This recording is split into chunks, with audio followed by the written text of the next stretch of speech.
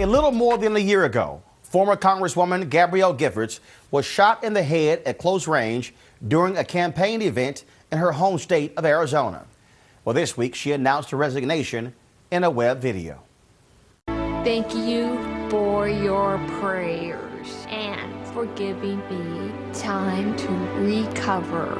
I have more work to do on my recovery, so to do what is best for Arizona.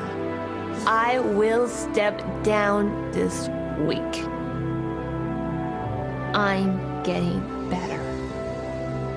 Every day, my spirit is high. On Wednesday, she officially resigned from the House of Representatives, but not before getting a final bill passed and causing cheers and tears throughout the House, but also the nation. That kind of determination is inspiring to everyone, no matter your race, religion, gender, or political affiliation. Now, we all have a little Gabby Giffords in us, but how do you find it when you've done everything you can and find yourself up against a brick wall? Well, my next guest is no stranger to challenges. She is the first African-American female combat pilot, and she uses what she learned about conquering her own obstacles to help us conquer ours. She's the author of Zero to Breakthrough, and she's here with us today. Vernice Armour, we certainly welcome you to Washington Watch. Love it. All right, then. So first of all, tell us about combat pilot. Did you just wake up and say, yeah, I want to blow some stuff up? I did. No. Actually, I was born in Chicago, and I wanted to be a police officer that rode a horse downtown, mounted patrol. But along the way, going to college, I didn't have any money for school. And when I got there, not having any money, when I saw that flyer that said free trip to Mardi Gras, I said, that fits the budget. I didn't see the fine print that said join the women's ROTC rifle team. But, I made the decision, and I found something that could help me. Now, what school? Middle Tennessee State University. Right.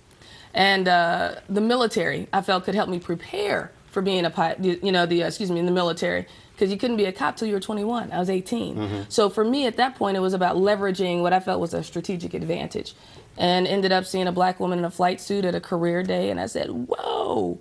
Now, mind you, before I went into the aviation tent, I didn't want to go. I said, black people don't fly. Now, had you flown before? Well, on commercial airplanes. Okay, all right. But you don't see black pilots. Right. Right? So my world in association with African Americans or just minorities, period, flying, Wait, that even wasn't though my you're world. from Chicago, Betsy Coleman, right there from Chicago, the pioneering female aviator. Right.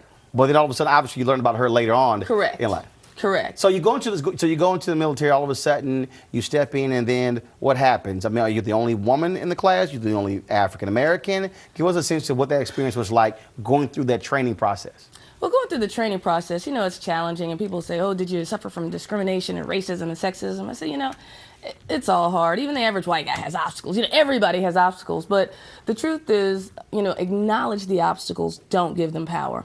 So, yes, I was the only female in my Marine class, and one of 4 to, fly the Cobra, and, yes, the first black female pilot for the Marine Corps. What was it like, though, to be behind, just in that cockpit? Now, believe it or not, that's one of the questions I get asked the most. Facebook, Twitter, right. In person, it doesn't matter. Not, what was combat like? What was it like flying that attack helicopter? But it had to be a rush. Like a roller coaster without wheels.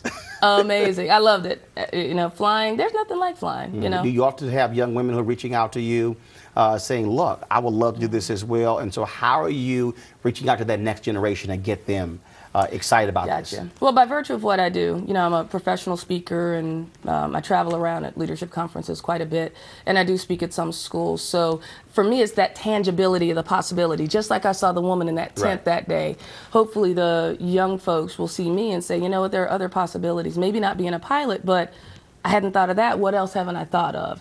The movie Red Tail is the same thing, re-energizing, reinvigorating that American spirit about what can we do, no obstacles. Now we're going to have a little show and tell, so the camera zoom in here. So you got Red Tail on here. We'll get a shot of that. And so while they zoom in to do that, what's going to happen is we're going to show a clip. You got it on the back as well. All right, work it out. All right. So here's a clip of the Tuskegee Airmen right now. We did escort bombers without losing any bombers. We shot down planes, we blew up trains, we blew up destroyers. Gotcha!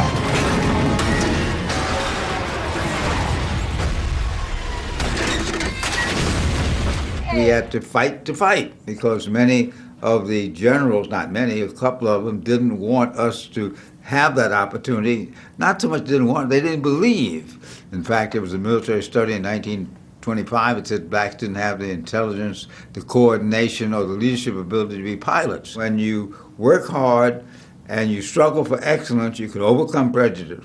You can overcome obstacles. And that's the message. And I want to say in the message to young kids all over, it's cool to be smart. Of course, Dr. Roscoe Brown, Tuskegee Airmen, he shot down the first German plane during World War II. I'm sorry, German plane. Jay, my producers, are going, it's a German jet. Shut him down. All right, so tell me, Vernice, when you talk to folks, when you hear from folks like him, and when you meet the Tuskegee Airmen, right, how does it feel to literally you being history, shaking the hand of history? Well, number one, I'm standing on their shoulders. It's amazing just to be in their presence. How does it make me feel? Amazing. And I know too much is given, much is required. So it's a big responsibility for me to continue the legacy. The book is called Zero to Breakthrough. Vernice Fly Girl Armour. The Fly Girl. All right, we appreciate it. Thanks a lot.